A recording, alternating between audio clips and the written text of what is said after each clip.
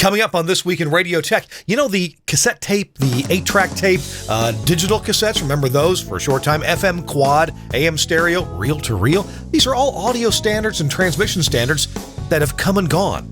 But what about Multiplex FM? It's still around, almost 60 years old. Richard Burden is one of the guys who tested that standard and made recommendations to the FCC. We're talking to Richard coming up next on This Week in Radio Tech. Our show is brought to you in part by Lavo and the Crystal Clear Virtual Radio Console. Crystal Clear is the console with a multi-touch touchscreen interface. By BSW, broadcast supply worldwide. Broadcast gear from people you trust. And by Direct Current, broadcast e-newsletter. Get Direct Current in your inbox every Thursday with technical pointers putting you and your facility at an advantage. Hey, welcome into This Week in Radio Tech. I'm Kirk Harnack, your host. Delighted to be here. And I'm very excited that we've got this amazing guest with us this week. Chris Tobin is my usual co-host. He'll be here in a few minutes. He's doing some final setup of his set. I don't know what, what has befallen, what difficulties he's come across, but I'm sure he'll tell us how he solved them, because that's one thing we do here. This is the show where we talk about everything from the microphone to the light bulb at the top of the tower. I know, I keep saying I'm going to get that light bulb at the top of the tower behind me here somewhere. It's sitting over in the corner. I've got a 300 millimeter code beacon in the corner. I got to put some smaller bulbs in it, because right now they just light the whole room. It becomes a red light district in here. Our show, 338th show. This is very exciting. We've got a guy with us as our guest today. His name is Dick Burden, and without a lot of further ado, let's go ahead and bring him in. Richard, welcome to This Week in Radio Tech. Well, here I am, Kurt. We promised this for a long time now, so now we're going to actually do it. Well, a lot of our engineering viewers and listeners know exactly who you are, but amazingly, there are some who don't. Especially some of the younger whippersnappers may not know exactly who Richard Burden is. So I'm going to mention a couple things from your profile on the AES website. You have, you're an AES Life Fellow. That's a pretty big honor right there. You're an SBE Fellow. And you don't get to be a fellow if you hadn't done some significant stuff. SBE Lifetime Achievement Award, SMPTE, Lifetime Member, participant in standards like the FM Stereo NRSC standard, the TV Stereo NRSC standard, and the NRSC standards, I guess, perhaps for AM. You can tell me about that. And you are the father of what is known as the Travelers Information Service, or TIS. So we've got a lot to talk about. By the way, welcome in from California. I guess you're out there on the West Coast. Are you in Canoga Park? Canoga Park it is. Good deal. And hey, people are going to ask about the room that you're coming to us from. You've got a lot of gear in there. It looks like an engineer's dream cave. Tell me about where you're at there. Well, this is my man cave. I'm actually sitting in my laboratory or shop area, whatever you might want to call it. I have an office with drafting table, don't use the drafting table much anymore, with desk and listening areas and the like in another room to the side of me here. But I spend most of my time here in this particular room. I have my computer here, and this is where I do most of my work. Well, good deal. I have a workshop too, but it's in pathetic shape compared to yours. I got to spend time with the studio. That's what I end up spending time with. But it looks like you still do some real actual engineering. You still drill cabinets and build things, or at least you have the ability to. You got a drill press right there close by. Oh, yes, I do, and I've built a lot of basic equipment over the years. I've done a lot with the Travelers Information Service, and actually, when I had my company back on the East Coast, we actually built a lot of consoles for radio and for some television. Really? Recordings. Yes. Oh my goodness! That's so before I came out here. Yeah, custom-built consoles then. Yes. Yes. I'm a little younger than you, but I've been around this business a long time too, and I have never ever experienced a custom-built console. I've heard of them and heard of people who built them. Dr. Barry Blesser for example, who's on the staff at my employer, Telos Alliance. He built a custom console at MIT. So, wow. Tell us about your favorite custom console. What was really a good accomplishment for you there? Well, we had one of the early stereo consoles that was transistorized, built in 1973. 73 was the first one. We built about a dozen of them, and everybody caught up with us. But my biggest thrill was the specialized console we built for NBC television. Oh. It was, we looked at their design, was not particularly happy with it. We changed it so that basically everything was in one rack cabinet and it was remote controlled from the console. That way we presented a lot of the flow did not go back and forth through transformers. And that did a much better job of getting what we wanted to get done accomplished.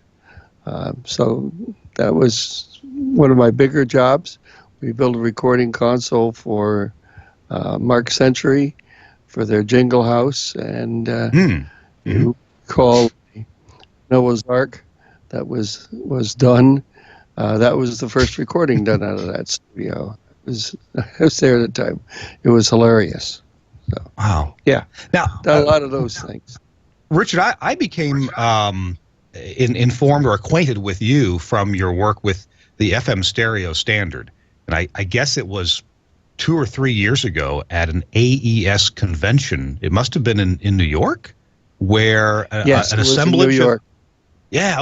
An assemblage of engineers was put together. Yeah. And so would you told a lot of that story during that, and I'll tell you what, we're going to tell that story in just a minute, but we do have we got a couple of sponsors, and I need to take care of our sponsors before we get too deep into the show. Richard Burden is with us with Burden Associates, and he has an amazing story to tell you about a standard that has been so long-lived, that it's still around 50 plus years later.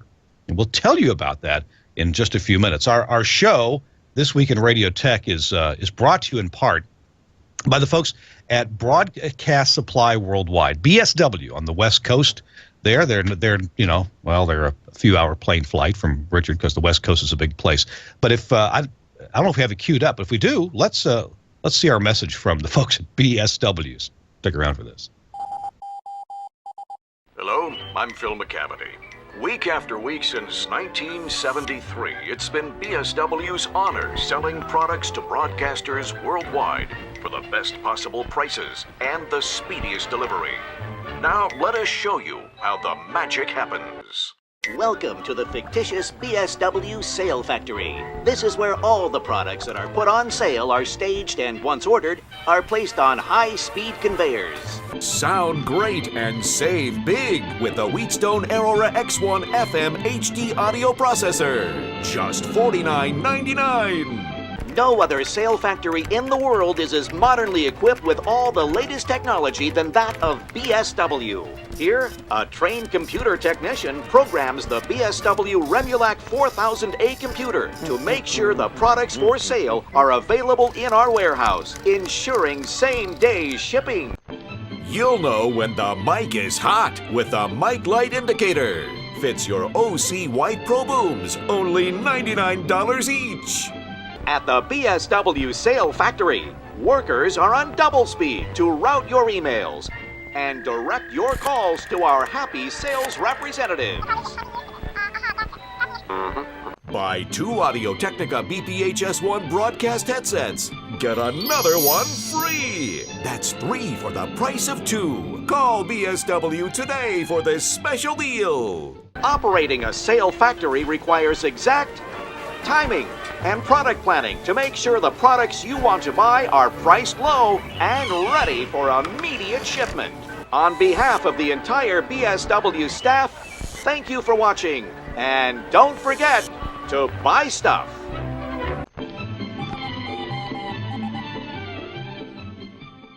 Don't you love those ads? Isn't that amazing? The folks at BSW are as creative as they are really persnickety about getting you some low prices. Check them out. Our sponsor, BSW Broadcast Supply Worldwide. And you know their website is just awesome because people literally all over the world, even folks who are out of their purchasing area, go to their website to get reference pricing to see how much does this cost. Thanks, BSW. I'm Kirk Harnack on This Week in Radio Tech. We are looking to see if Chris Tobin is going to be able to join us with video or not. And our guest is Richard Burden. And Richard is an engineer extraordinaire. He's been in the radio and recording industries for a long time. And Richard, you're going to tell us the story, because I'm asking you to, about FM Stereo. FM Stereo. Tell us how the heck did this notion come along, and what was your role in it? And my goodness, it's been around for 50 plus years and works as well as it did back then, maybe a little better. Same standard. Oh yeah, I got involved with it long before it was a standard. I work with a fellow by the name of William Halstead. Bill worked with Major Armstrong on the subject of subcarriers. These were FM subcarriers, and Bill was the one that brought SCA to the world. The major had passed on, and Bill was left with this particular chore, and he indeed worked, and in 1955 came and brought this to the FCC and got it to be part of the rules. So from in that area, most of the work that was either a shall we say background type music. Sometimes there were I'll think of it in a second. We had facsimile. I ran sportscast on it. Data. This was the world of SCA. Bill was always interested in stereo, and he in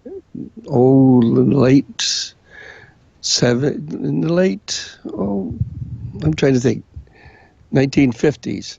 Yeah. He had done some work. Oh boy, I shouldn't put my hand up in front of my face here. He came across and set up a stereo broadcast using the left channel on the main channel and the right channel on the subcarrier. Well, okay. That was the first experiment. All right. That was what he had done, and we were compatible with AM on one side and FM on the other, and that's what he wanted to do. And Crosby came through with L plus R and L minus R, and that caused some consternation, and people wanted compatibility, and they wanted the same quality on the two channels. And so I figured that was not going to work. And that's where I met Bill. He sought me out, and we were looking into what a possible matrix could be. Yeah. And then along came the FM Stereo Committee and started to look into various systems for FM stereo. Now, how was this committee organized? Who did that? NAB, FCC? How did that happen? It was the IEEE started it. Oh, really? And we had meetings with IEEE, okay. And then it got put into an NRS, well, National Stereo Radio Committee, and SRC at that time. Okay. That was the group, and it was an industry group, just like the NRSC is today. Very similar. Okay. And we had a number of different committees on that. We had one to really put down what each proponent was doing, how they planned, how all of it was planned through, is what type of modulation would be used on the subcarrier, and what I'm having trouble today. how we would mix it for compatibility. Yeah. Those were the major issues at that time. There were 14 systems that were originally offered. And a fellow by the name of Bill Winkringham from Bell Labs looked at me and said, a lot of these things are similar. You guys ought to work this thing out so we don't test a lot of similar things. Yeah. And he got it down to 6. But that committee worked starting in late 58 all through 59, early 1960. And we developed how we were going to test it, the receivers that were going to be used, how they were going to be used, how the testing was going to be, where it was going to be, all of those, which are time-consuming and took almost 2 years to do. But the actual testing was done in late July, early August of 1960. And we had the transmitting site was in Pittsburgh, KDKA, and the receivers were south of Pittsburgh in a little burg called Uniontown. We had an antenna that we put up in a motel area. Had a motel room with nothing but equipment. As you can see, all the equipment we had.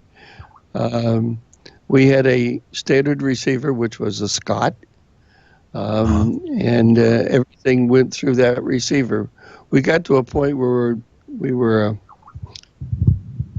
had to get so many things hooked across the output of that receiver that we were going to run out of gain. So I came up with my cathode follower and enough low impedance oomph to drive all the test equipment. So I was really part of everything that ever went through that little cathode follower circuit. Now I got to ask, when you gave this talk before, I was under the impression that you were testing only the FM stereo system that we have now, a matrixed system with L plus R in the main channel for mono compatibility and L minus R in the sub channel. To be decoded by stereo receivers. Did you test other systems as well, or did you just give a thorough testing of what we have? No, other systems. Every system that was proposed was tested.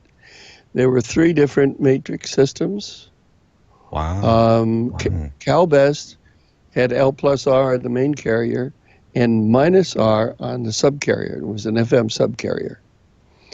Halstead had this, what we had proposed, which was to take the left and right signal, put together a L plus R channel, L minus R channel, and then feed it back into the 2 sides, left and right, out of polarity with each other.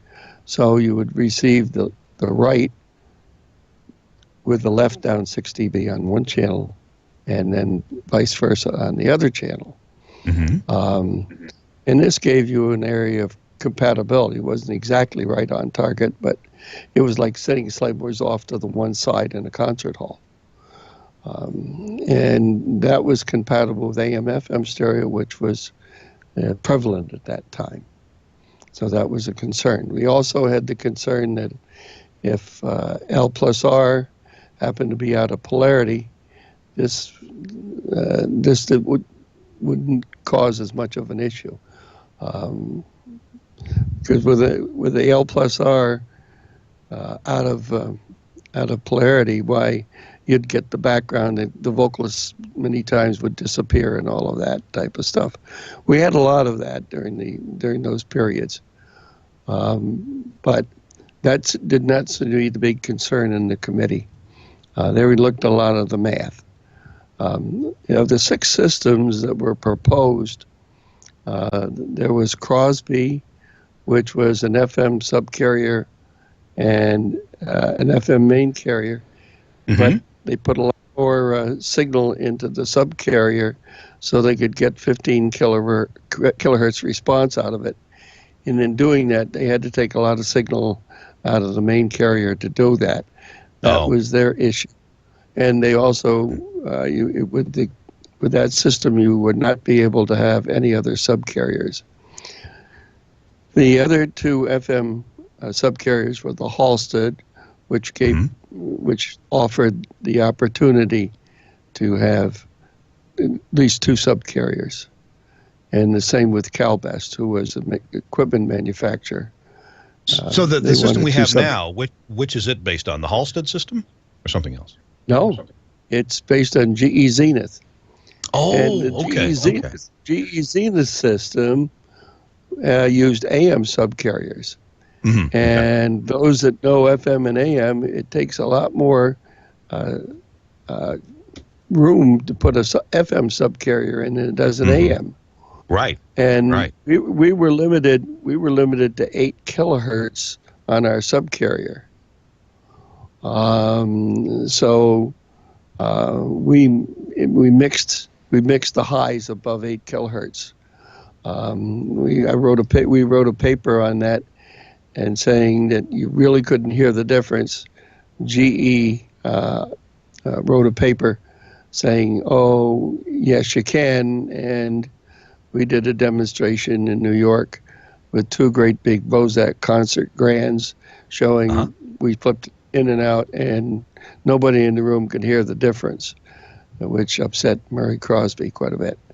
But that was our bit. But again, we wanted to be able to fit in 2 subcarriers, and there's only so much room, and that was the compromise we made.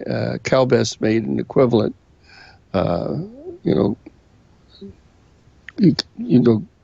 getting back, to keep the signal within the FCC 200 kilohertz limits. Yeah. So the big advantage to the GE Zenith system was the AM subcarrier took less space, so there was room to put a subcarrier in, so you could have background music and stereo. FM was pretty poor at that time, so that was what they actually went with. The problem with the GE Zenith system was that with the AM subcarrier, it was noisy. So you had to have a lot more signal strength to keep it quiet. And with audio processing and higher power, which we both used, that indeed made those systems usable, and that's why the standard. But they did take a little bit from what we did. One of the issues that we had with Halstead, because Bill came from the idea, I want to use subcarriers for all sorts of things. And in doing so, he wanted to be able to use that channel for either stereo or background music or facsimile or whatever. And then my question to Bill was, how the hell does the receiver know whether you're broadcasting in stereo or you've got facsimile on? And somebody that tunes across this thing has got audio on one side and facsimile on the other, and sometimes stereo. And he really didn't have an answer for that. I says, well, you got to have an answer for it or we can't go further. And so we decided to come up on a control signal that when we were broadcasting in stereo, that it would switch to stereo. You would switch the receiver to stereo, and it would give an indicator that you were in stereo. And there's where the stereo light came from. Yeah, the 19 kilohertz pilot that we know. Was it always 19 kilohertz? Yeah, we didn't predict 19. We said it would be between 18 and something, And GE says, well, it's 19 and it's ours, and we never got a penny for the idea, but that's how life goes. But we do have the patent on it. Thinking about your testing of what we still have as the FM stereo system, I'm curious, what about it, if anything, made you feel like, you know what, this is really good. This is the right way to do this, and this is the way we got to go. Therefore, it's our recommendation. But what aspect of it or aspects made you think, yeah, this is the way to do FM stereo? Well, everybody had a different way to put 2 pounds in a 1 pound bag, and each one had something that they had to give up to do it. There, I have here to one side of me all the test data. It's about 2 inches thick, maybe a little bit bigger. And it was all, we tested every system with a whole series of test signals to determine, what the plus and minus of each one of these systems were and whether they actually worked. And all of that data was given to the FCC. And in this case, the FCC made that decision. It was not an industry decision. When we did the TV stereo, it was an industry decision. Now you're getting industry decisions with a stamp of approval from the FCC, but this one was not. So it's so interesting to hear you describe these different competing systems. Now, I was in engineering when the AM stereo proponents came along, and on the one hand, we consider that to be a fiasco with different industry people promoting different ways. At one point, heck, you could transmit any of them, and there were radios out there that would, demodulate any of them kind of okay, but they each had their challenges, right, with platform shift and all that. I'm not here to talk about all that AM stereo, but I always felt, when we were putting AM stereo in, I never felt really confident that this is the way to go. I always felt like this is a solution that really doesn't really have a problem. Other than maybe we'll light a light on this AM stereo and people go, oh, look, lights on, just like FM. I sat in cars with so many people with AM stereo, and they never knew they had it and didn't care. But FM stereo seemed like it was a good kick in the pants for FM to get it going. Well, one of the interesting things when we started looking into all of this was that we were looking into AM stereo, FM stereo, and TV stereo. And that was just too much for this one committee of 25 people to tackle. So we went back to the FCC and we said, hey guys, let us pick one of these and do that and then come back and do the others. And so the FCC picked FM because it was that period of time that they were trying to promote FM. And this was a good kick in the pants to get it going, yeah. Yeah, wow. So during the presentation that we saw a few years ago at the AES, where you and other people were there, Bob Orban was there, Frank Foti, and Bob Tarcio, I believe, was there. Quite a few people were in there, and maybe names that you could mention. But one thing that was brought up, they showed a video or slideshow of all the different audio standards that had come and gone, and then FM stereo comes along. And, as an engineer, I guess I hadn't appreciated it enough, because I thought, well, yeah, I guess this is a standard that has had legs. It has stood around for 50 years now.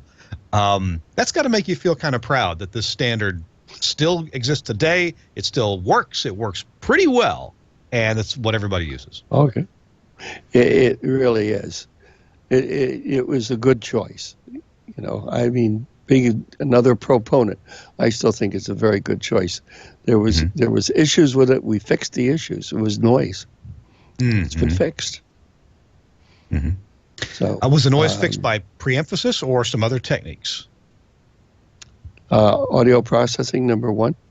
And we increased the power on all the FMs. Okay. So just bigger field strength for the receivers. Field strength.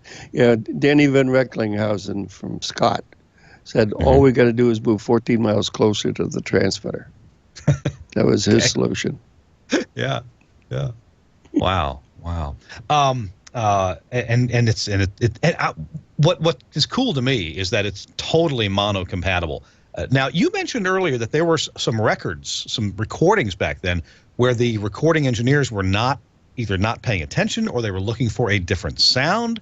and so left and right, even on vocals, could be out of phase. Tell me about the material that we had to play back when FM was starting back in the early 1960s. I remember Mom and Dad had so many stereophonic RCA recording, but how many of these were good?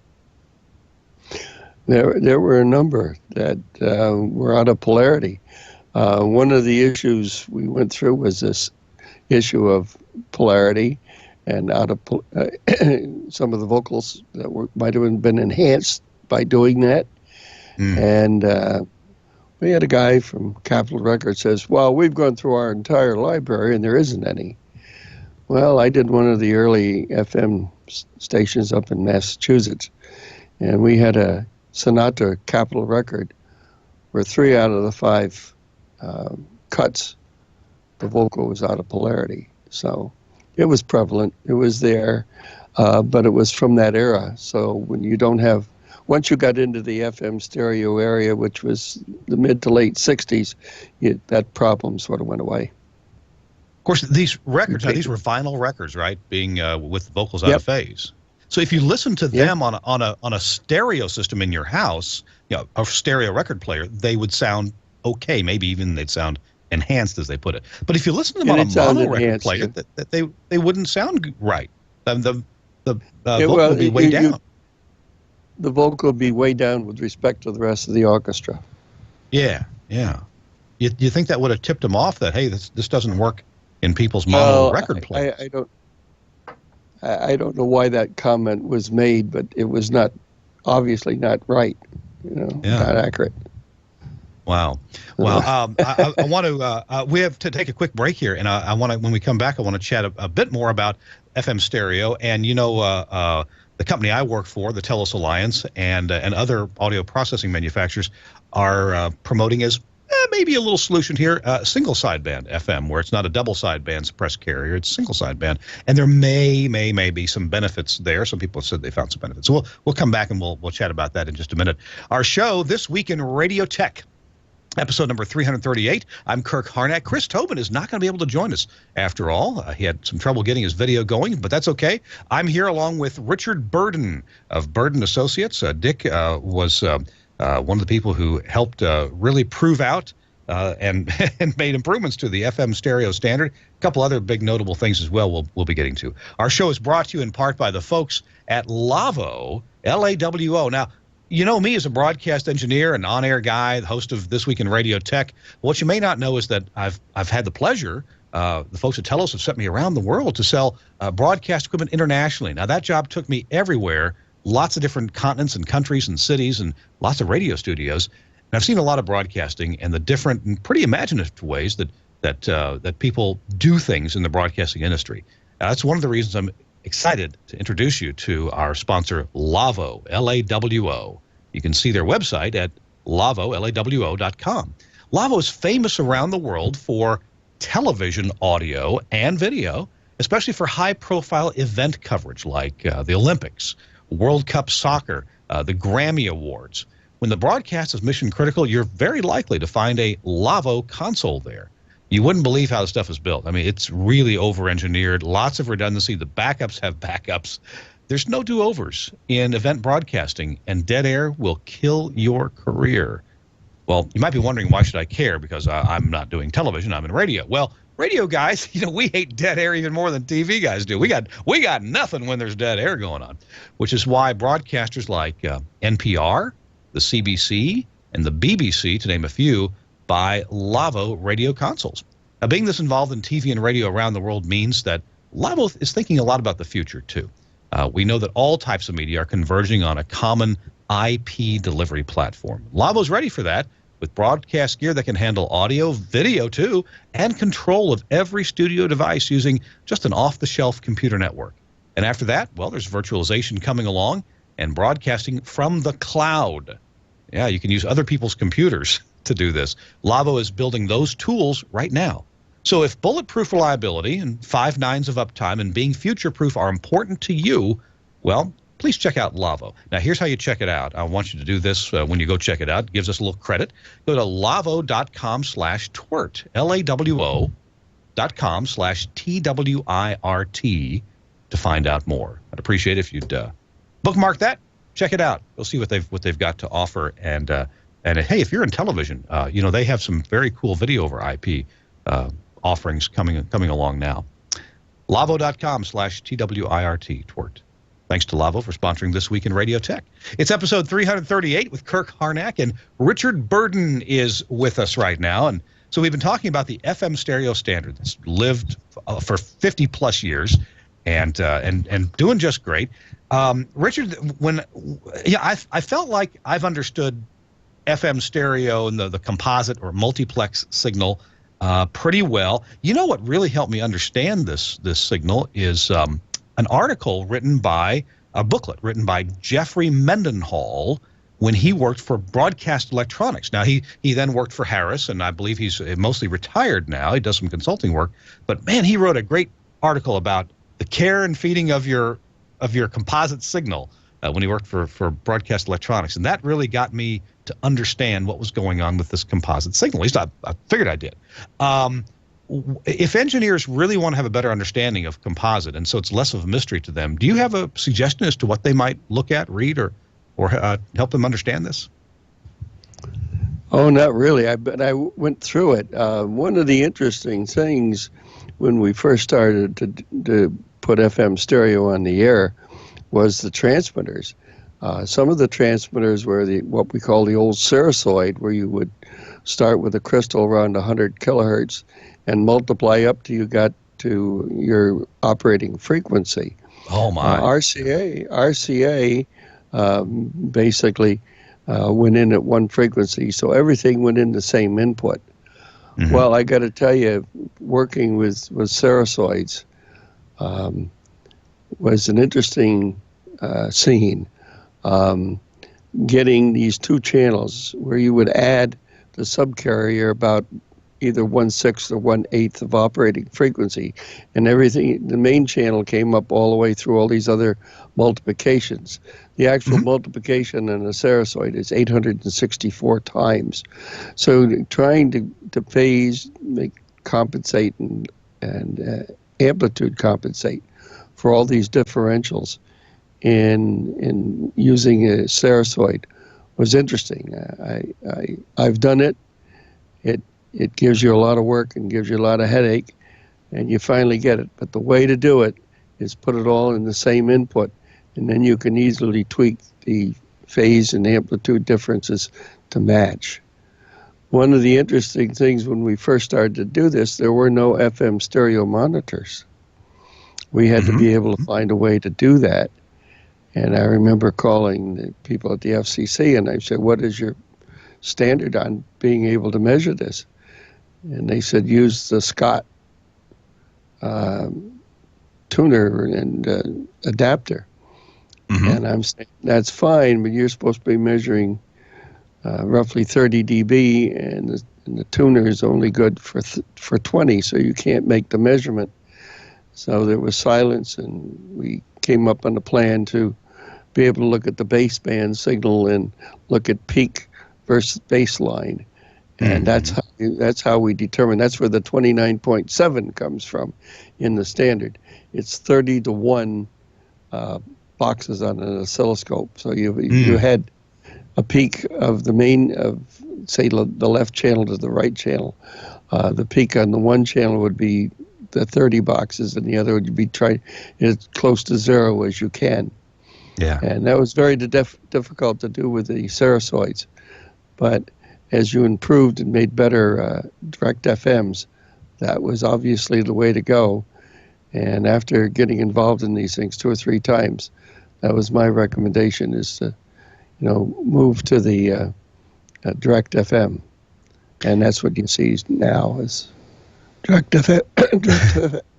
So I'm going to say something that's way above my pay grade, but as I mentioned, my employers, folks at the Telos Alliance, and I was talking to a guy whose title is our Chief Science Officer. Sounds like a starship, but that's his title. It's Greg Shea at Telos, and Greg was originally hired by Frank Foti at Omnia to come up with in software, come up with a stereo generator. And Greg was not real familiar with broadcast. He was familiar with audio, so he looked at the problem, looked at the standards, and years later, he was telling me in an interview, Kirk, I designed mathematically basically the perfect stereo generator. It performs as well as the math that we have. And I don't know exactly what all he means by that. I'm sure people who are into math and DSP would understand that pretty well.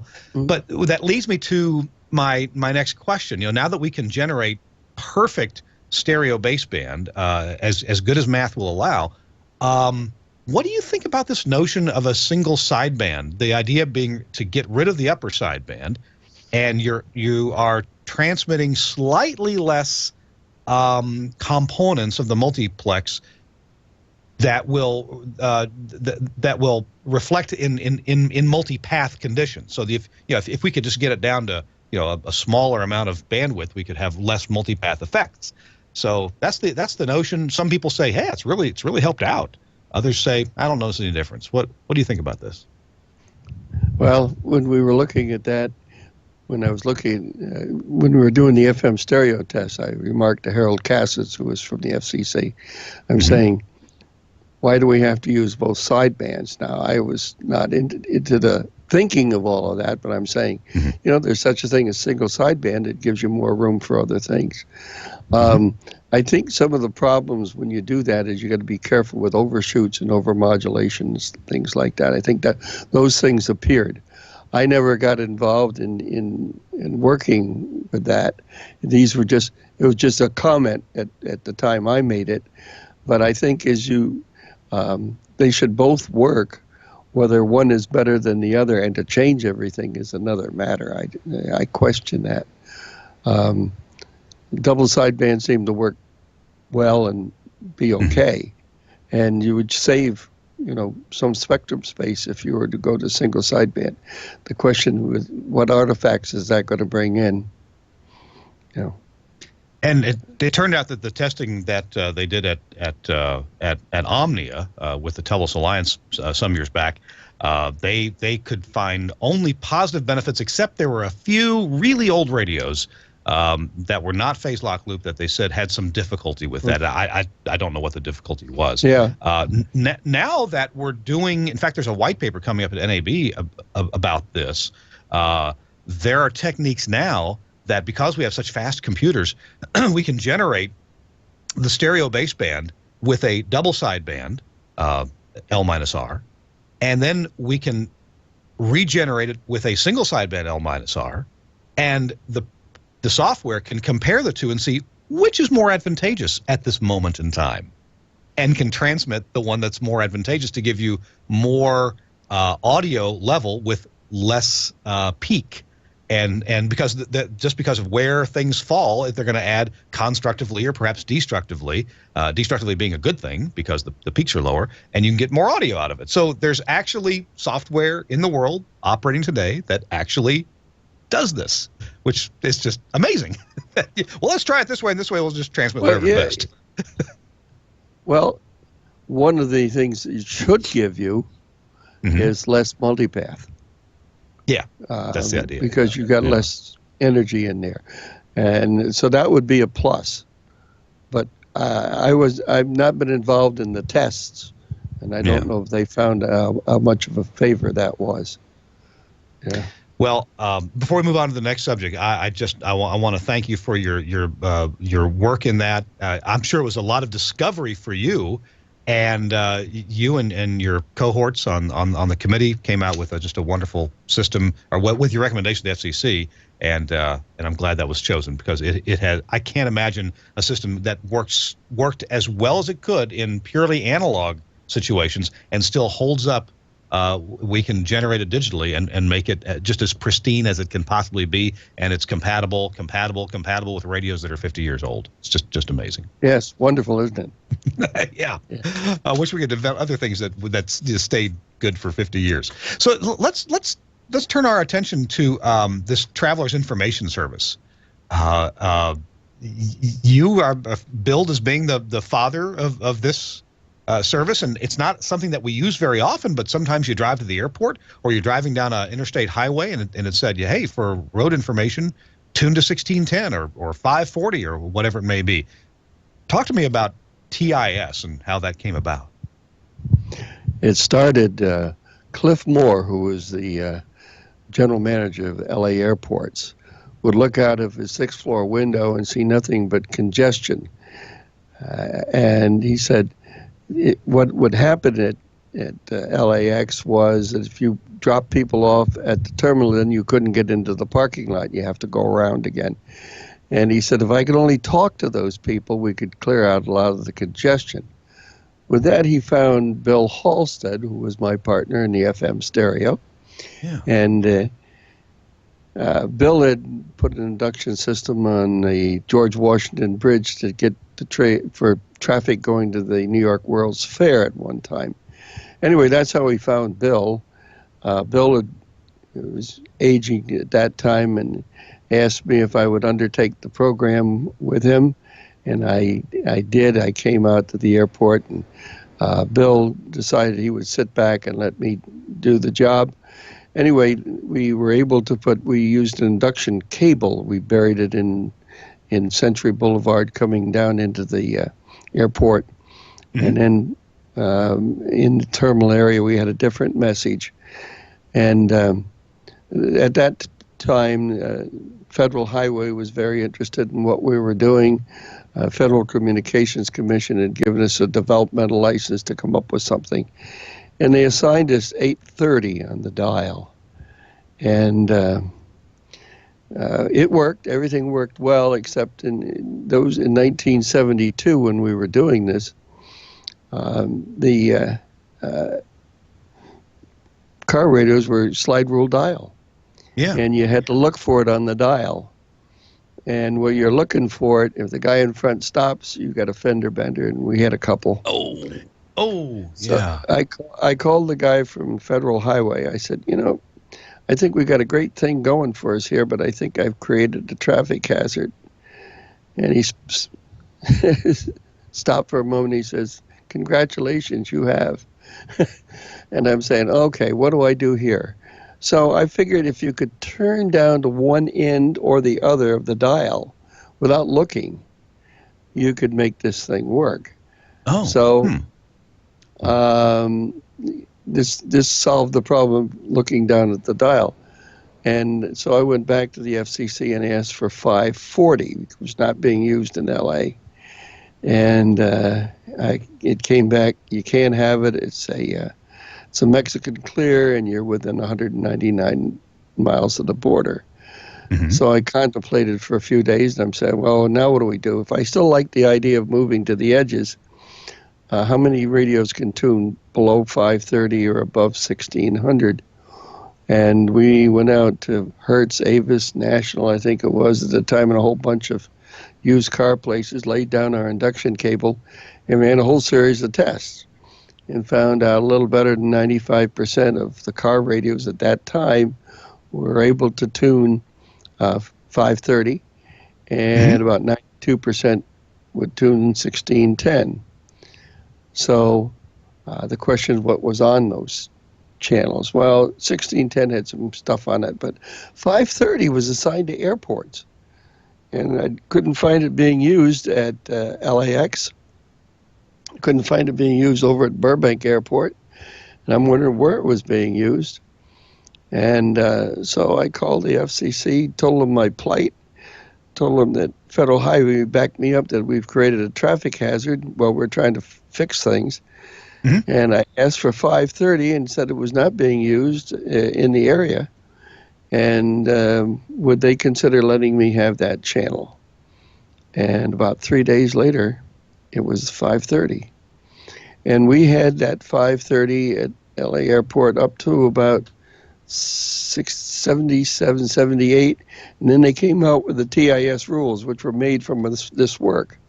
Mm-hmm. And at that time, they used 530 and 1610 were the two operating frequencies for those systems. Right. And so, but it was kind of interesting that you see the car radios came out with 530 and 1610. And of course, now we've got the expanded band. There are no commercial radio stations on 1610. And 530 which is on your radio dial, is not in the broadcast band at all. Which is interesting. It's the only channel on your radio which is not in the broadcast band. So it started off with that and worked out very well. Most everybody coming into the airport would tune to that thing to see where they could park, whether there was a parking issue, whether we didn't talk about any delays in the planes or anything, but where there was parking, what terminals the airlines were in, and the like. And we had to write these things up in a manner that people could understand them. And so we had to put signs up. The terminals were located by a number above the building. We had to bring it down where the driver could see it and tell what airlines were in the building. And then we used a different color sign to go to the parking so that you knew the two were related. So all of that stuff is still there. They're not broadcasting anymore, but the signs are still there. Tell me about so some of these are on 530 and 1610. What is the difference in the transmitting apparatus between ones that operate 530 and ones that would operate on 1610? Well, the first one was induction cable. We had cable buried down the center of the highway and in the terminal area. But now we basically moved to an antenna system, but the problem was getting efficiencies up to the point where they actually worked. There are two companies that make those antennas. There's a company out of Seattle called Morad. They work very well at the high end of the band. The low end of the band, if you're starving for signal, the Valcom is the better choice. It's a little more expensive, but it works. We covered almost the city here with like 2 3/4 watts at one time. Plenty of signal. Could hear it all over the city. Now, my understanding is most radio station programmers are not real impressed with the programming that you hear on TIS. There's no jingles. There's not a morning show. But no jingles, no music. No music. At one time, when they put in the new rules, they said you can't mention proper names, like a Mobil Oil or Chevron or whatever. And I called my guy at the FCC and I said, Charlie, I got a problem here. He said, well, what's your problem? I said, I'm at an airport. I'm not allowed to use proper names, so how do I tell people where the airlines are? There was a proper pause, and we're going to have to change that rule. Yeah. Well, I understand wanting to keep it non-commercial, but informational. You got stuff has names. Well, yeah, you got to use. They didn't think about that, Yeah, yeah. Wow. Richard, we've got to take one more quick break, and when we come back, we'll have some final words about your work and what you're interested in, and what may be next on your horizon. What's captured your attention? You're listening or watching to This Week in Radio Tech, episode number 338. I'm Kirk Harnack, along with Richard Burden. He is just quite a fantastic engineer. Has been around a long time, and he's. Well, if you've heard the show, you know some of the things he's done. We've been talking about FM Stereo Standard, which has been around for over 50 years now, and Travelers Information Service, which Richard was a big part of. We got a couple more, at least one more thing to talk about. Our show is brought to you in part by the folks at the Telos Alliance. My boss, well, I'm so glad to be working there. Great place to work, and we'd like to share the information that we come up with every week with you through the Direct Current e-newsletter. Here's a word about that. Not much in the paper today, is there? Yeah, not much. Seems tough to stay informed, Like we're missing out on stuff, important stuff. Yeah, feels like week-old news. Yesterday's stories. Half the tech stuff in here seems out of date by the time I see it. What Kirk doesn't know is I'm way ahead of everyone else around here. Every Thursday, I get this newsletter in my email. It's Direct Current. The folks at the Telos Alliance publish this. What Joe doesn't know is I keep one step ahead of the radio guys in this market. Every Thursday, I get Direct Current from the folks at the Telos Alliance. It's a free newsletter about radio engineering, audio, streaming, studios, everything. Thursday afternoons, we have our department head meeting. I look like a genius, thanks to the knowledge, updates, and advice in direct current. Sometimes I wonder if I should tell Kirk about direct current. Might help him out. I wonder if I should let Joe in on my secret.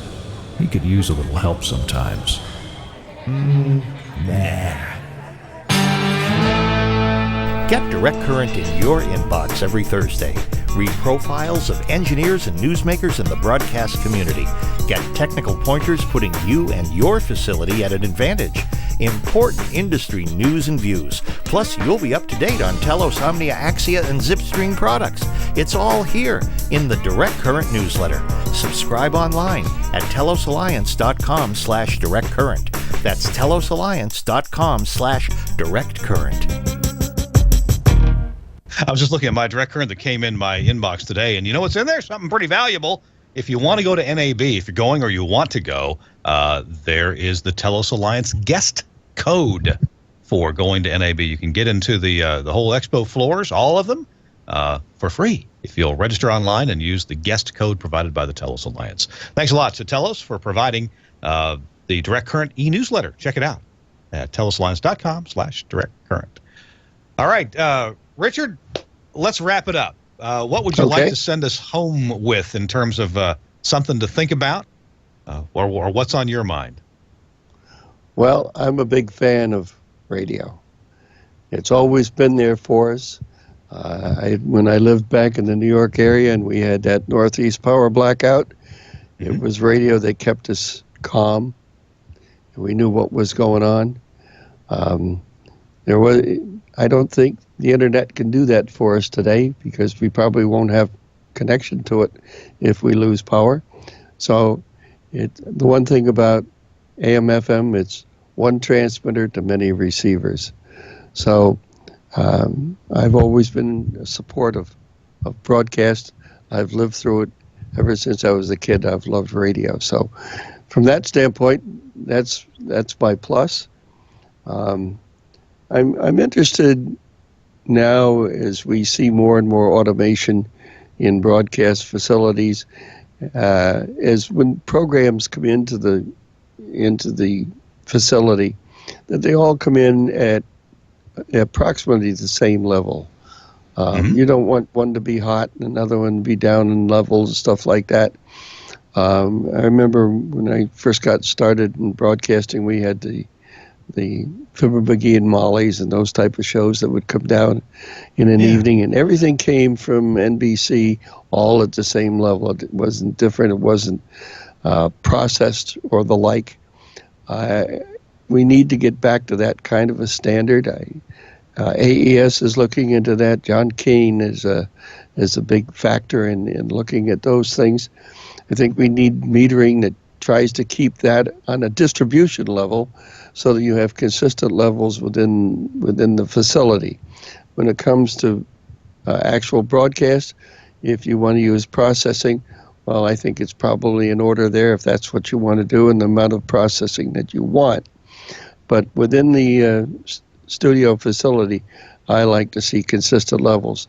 I've wired broadcast facilities and found all sorts of inconsistent levels from various consoles and the like. And once you got them all squared away, the guy says, "Whoa, what did you do? Everything sounds so much better." Well, I didn't do anything but change the wiring and change the levels. That's all. Yeah. So. Yeah. Good advice. And as engineers, we need to make it easy for the people who are working the equipment to come up with the right level. And I'll share this and then we'll sign off on that same note. I was always proud of facilities that I built, even in the analog days, that, we worked to a standard. Typically it was +4 and the meters were calibrated, and record players would come in at the right level. You didn't have to jack your knob, your fader way up or way down. Stuff generally was at the right level. And if you had a source that was variable in what it might be, like a telephone hybrid, because you never knew how loud the caller was going to talk or how good their phone was, you'd put that was a good place to put an audio processor, a simple one that would kind of hold the level about about the same place. And what I found out was, okay, it was a little bit of a challenge to keep it all right. And I would go into so many stations that it was just all horribly wrong. One of the big problems was, the convenient trim pots available on older analog audio consoles. People would just jack those all over the place. And of course they'd be wrong. But when we got into the digital era, and I personally kind of skipped the AES digital era because I worked at small facilities that we didn't have the money for AES digital, and it didn't save that much wire. We kind of jumped from analog into the IP audio world. And, of course, my experience came from the Axia brand and Livewire. But what I found was every input to the system had metering on it, and every output had metering. And it was so easy to get the input levels right, and then they would be perfect throughout the system. And so I'm actually optimistic, Dick. Now, I know there's different metering standards, different ballistics and stuff like that, which can make it challenging.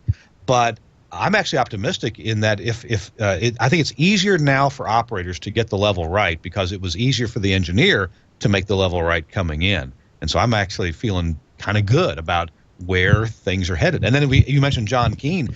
We need to have him on our show. He'd be great to talk about this subject. I'd love to have him on. So I'm glad you brought that up. That's a very good point to make about levels. And so the last thing you want is for your listeners to have to jack around with the levels like you so often do on YouTube or other over-the-top television services. We're all the time cranking the level up and down at home watching TV. So glad you brought that up. Richard, it's been a pleasure to have you on the show. Thank you so much. Enjoyed it very much. I enjoyed having you on very much. And sorry that Chris Tobin couldn't be with us. We'll probably talk about next week what his problem was. Because, it's so, he wrote me an email during the show, told me what went wrong. It's just so typical. And it's not Chris. Well, we'll hit it next week. I want to thank our sponsors for the show, BSW, Broadcast Supply Worldwide. Also, Lavo, when you go there, lavo.com/TWiRT. That's LAWO.com/TWiRT. And you want to stay informed? Check out the Telos Alliance e-newsletter called Direct Current at telosalliance.com/directcurrent. Thanks a lot to Suncast for switching and producing today's show. And, of course, to Andrew Zarian, the founder of the GFQ network. And thanks again, Richard Burden. I'm Kirk Harnack. We'll see you next week on This Week in Radio Tech. Bye-bye, everybody.